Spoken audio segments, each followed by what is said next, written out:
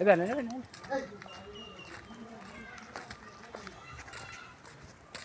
আয় এটা কিন্তু 10 দিন হলে খা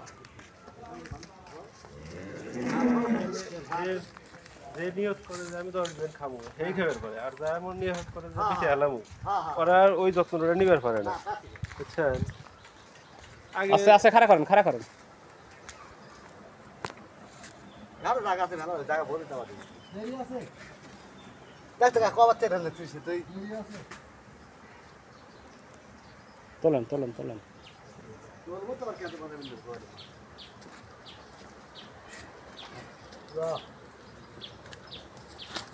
এই বাচ্চা